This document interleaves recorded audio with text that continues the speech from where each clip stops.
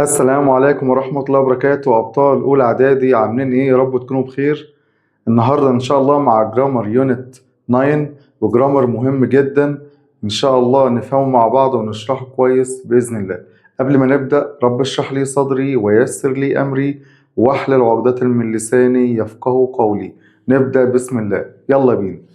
النهاردة نتكلم عن حاجة اسمها أبوستروفي اس الملكية. أبوستروفي اس الملكية.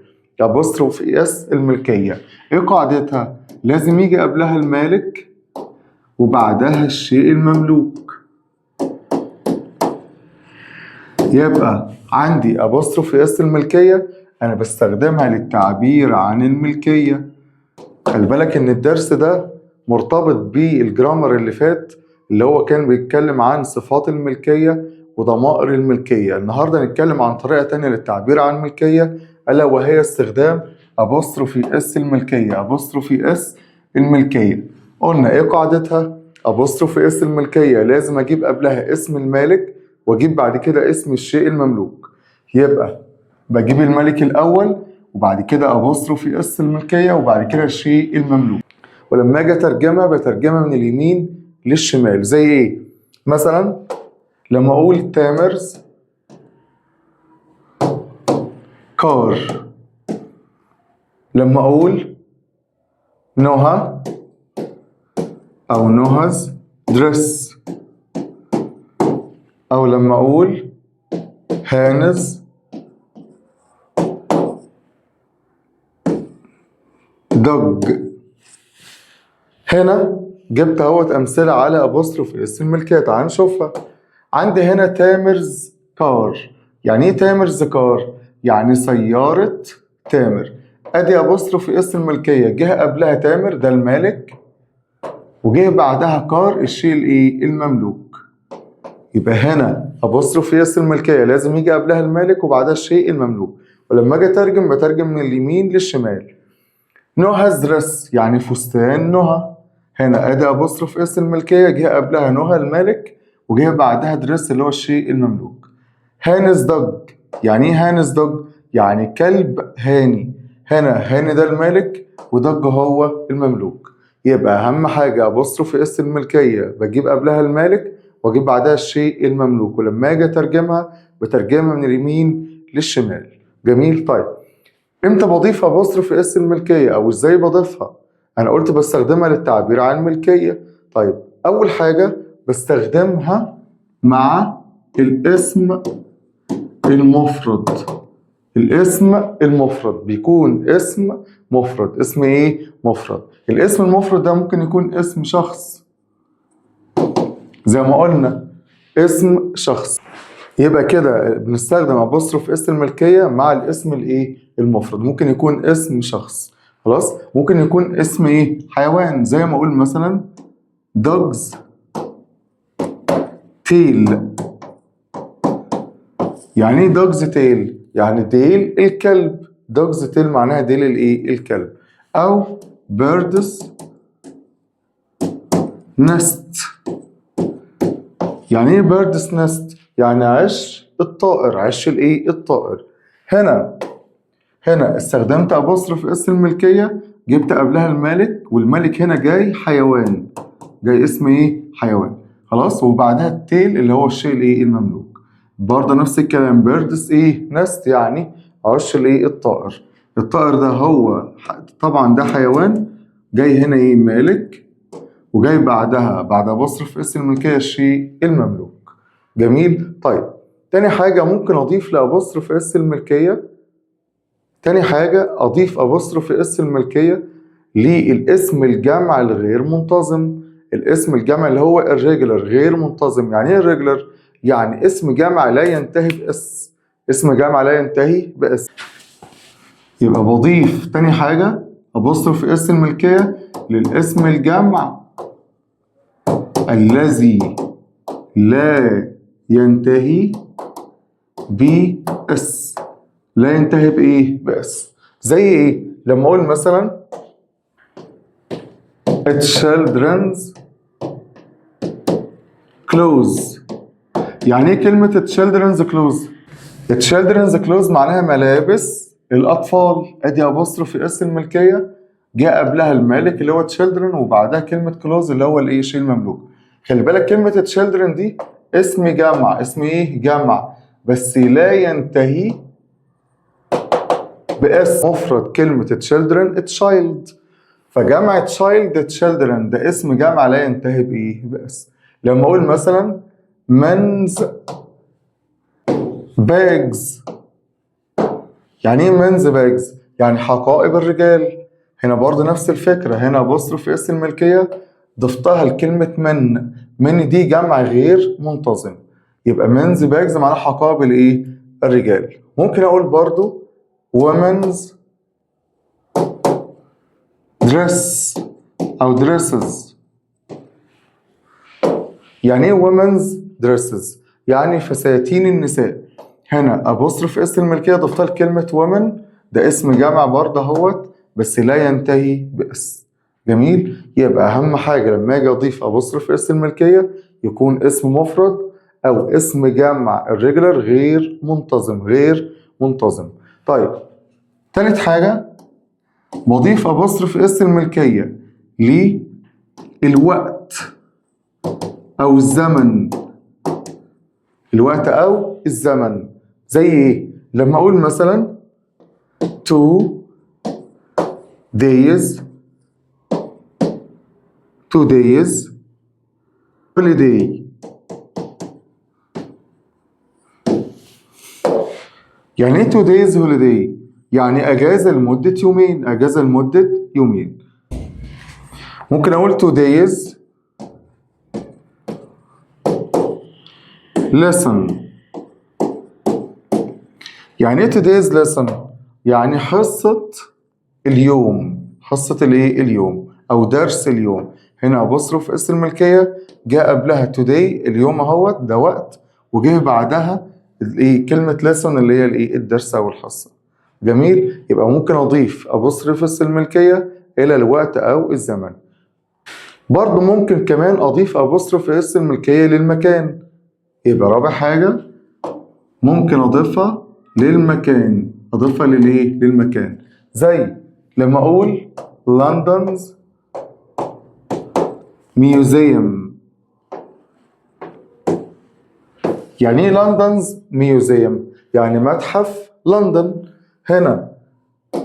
هنا لندن ضفت لها أبوستروفي اسم الملكية وجبت بعدها ميوزيوم اللي هو المتحف. ما لندن دي مكان، مكان. يبقى هنا قلت لندنز ميوزيوم. يبقى كده عرفنا ان ابوستروفي اسم الملكية بستخدمها مع الاسم المفرد او الاسم الجمع الغير منتظم اللي هو irregular، او ممكن استخدمها مع الوقت او الزمن، او ممكن استخدمها مع المكان. طب امتى ما ينفعش اضيف ابوستروفي اسم الملكية اصلا؟ ما ينفعش اضيف ابوستروفي اسم الملكية، اضيف ابوستروفي بس. ازاي؟ لما يكون الاسم الملك بتاعي اسم جمع ينتهي بس. يبقى لما يكون الاسم الجمع اخره اس اضيف ابوستروفي بس. لما يكون الاسم الجمع اخره اس اضيف ابوستروفي بس. ازاي؟ مثلا لما اقول مثلا the boys school. يعني ايه the boys school؟ هنا boys دي اسم جمع، جمع اخره اس. لما جيت اعبر عن الملكية عايز اقول مدرسة الاولاد، هنا ضفت ابوستروفي بس. اشمعنى؟ لان عند الاسم الملك ده اخره اس، فما ينفعش اضيف ابوستروفي اس تاني. امال نعمل ايه؟ هنضيف ابوستروفي بس. خلاص؟ يبقى لما يكون الاسم جمع اخره اس اضيف ابوستروفي بس. لما يكون الاسم جمع اخره اس اضيف ابوستروفي بس. ممكن اقول برضو girls clothes. يعني ايه girls clothes؟ يعني ايه girls clothes؟ يعني ملابس البنات. هنا ضفت أبوستروفي بس. اشمعنى؟ لأن كلمة جيرلز دي اسم جمع آخره اس، ففي الحالة دي أضيف أبوستروفي بس. طيب إمتى أصلا ما ينفعش أضيف أبوستروفي اس خالص؟ احنا كده عرفنا إمتى أضيف أبوستروفي اس وإمتى أضيف أبوستروفي بس. أعرف إمتى ما ينفعش أضيف أبوستروفي اس خالص للاسم المالك. دلوقتي امتى ما ينفعش اضيف ابوستروفي اس الملكية خالص للاسم؟ لما يكون عندي اسم المالك جماد. لما يكون اسم المالك بتاعي بيكون جماد. يعني لما اقول تيبل لج، يعني ايه تيبل لج؟ يعني رجل الترابيزة. ما ينفعش هنا اقول تيبلز لج، كده غلط. تيبلز لج غلط. ليه هنا ما ينفعش اضيف ابوستروف اس الملكيه؟ لان التيبل دي جماد. لان التيبل دي ايه؟ جماد. خلي بالك في فرق ما بين الجماد وغير العاقل. خلاص؟ يبقى هنا ده جماد، يبقى ما ينفعش اضيف ابوستروف اس الايه؟ الملكيه خالص. يبقى عشان ده جماد ما ينفعش اضيف ابوستروف اس الايه؟ الملكيه خالص. جميل. لما اقول برضو كمبيوتر سكرين، يعني ايه كمبيوتر سكرين؟ شاشة الكمبيوتر. الكمبيوتر ده برضو جماد. الكمبيوتر ده برضو ايه؟ جماد. ما ينفعش اقول كمبيوتر زي سكرين. يبقى ما ينفعش اضيف ابوستروفي اس الملكية لو كان اسم المالك جماد. لو كان اسم المالك جماد. طيب في طريقة تانية برضو للتعبير عن الملكية غير ابوستروفي اس الملكية. ايه هي؟ ايه هي؟ عن طريق of. عن طريق of. حرف الجر of. حرف الجر of. طيب ايه قاعدتها؟ احنا قلنا apostrophe اس الملكية يجي قبلها المالك وبعدها المملوك. طيب of بقى العكس، بيجي قبل of اسم المملوك وبعد كده المالك وبعد كده الايه؟ المالك. لما اقول مثلا the car of علي، يعني ايه the car of علي؟ يعني سيارة علي. لما اقول مثلا the door of school. the door of school، باب الايه؟ المدرسة. هنا لو لاحظت ان انا استخدمت ايه؟ حرف الجر of. طيب جه قبلها الشيء المملوك اللي هو the car وجه بعدها المالك. هنا the door of school. خلاص؟ يبقى حرف الجر of برضو بستخدمه للتعبير عن الملكية وبجيب قبله اسم الايه؟ المملوك وبجيب بعده اسم المالك وبجيب بعده اسم الايه؟ المالك. تعالوا دلوقتي نشوف مع بعض ازاي السؤال هيجيلنا في الامتحان وازاي نحله ونتعامل معاه. تعالوا نشوف كده سؤال الرايت. هنا جايب لي This bag belongs to my sister، يعني هذه الحقيبة تنتمي إلى أو تخص أختي. طالب مني أستخدم كلمة my sisters، يعني حاجة ملك أختي. طيب هعمل إيه؟ يبقى هقول This is my sister's bag،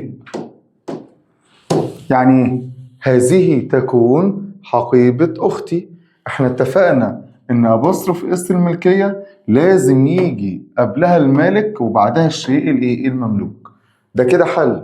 يبقى هذه تكون حقيبة ايه؟ أختي.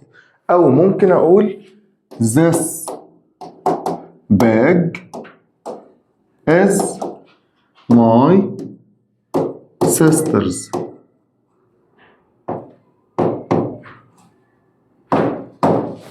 طيب هنا أبوستروف اس الملكية ما جبتش بعدها حاجة لأن جايب لي هنا كلمة باج. يبقى هذه الحقيبة تكون ملك أختي.